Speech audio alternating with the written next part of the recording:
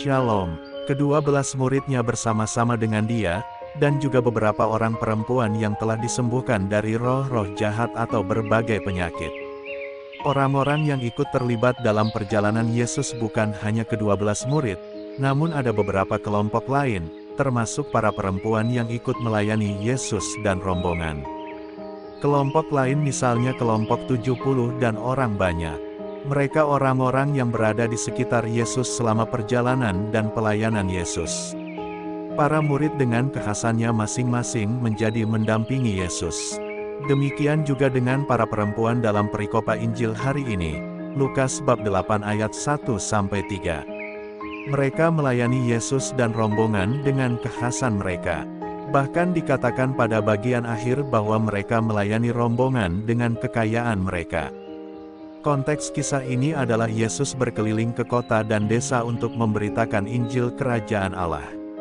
Maka konteks para perempuan yang melayani Yesus dan rombongan adalah pemberitaan Injil Kerajaan Allah. Mereka bukan sekedar pengagum, namun mereka juga menjadi peserta.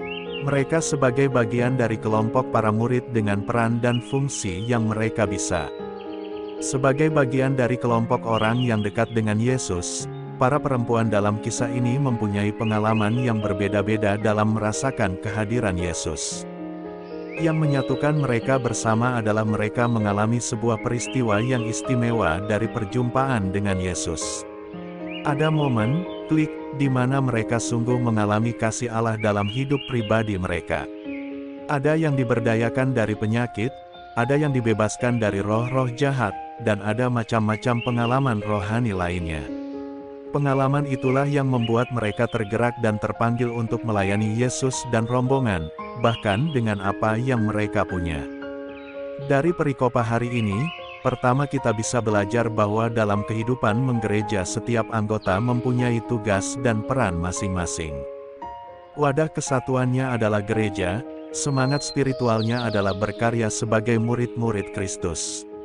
Seperti para murid yang terbagi dalam beberapa gugus peran, demikian juga saat ini dalam hidup menggereja pasti ada pembagian gugus peran. Masing-masing mempunyai suara, tidak Kristiani jika satu menjatuhkan yang lain. Justru bersama-sama kita dipanggil untuk melayani Tuhan. Kedua, panggilan melayani itu muncul dari dalam hati, atas perjumpaan yang istimewa dengan Tuhan.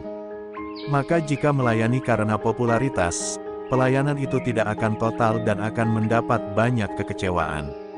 Perjumpaan itu merupakan perjumpaan yang personal dengan Tuhan, atau perjumpaan melalui pribadi tertentu yang sampai pada pengalaman akan Tuhan yang menyembuhkan.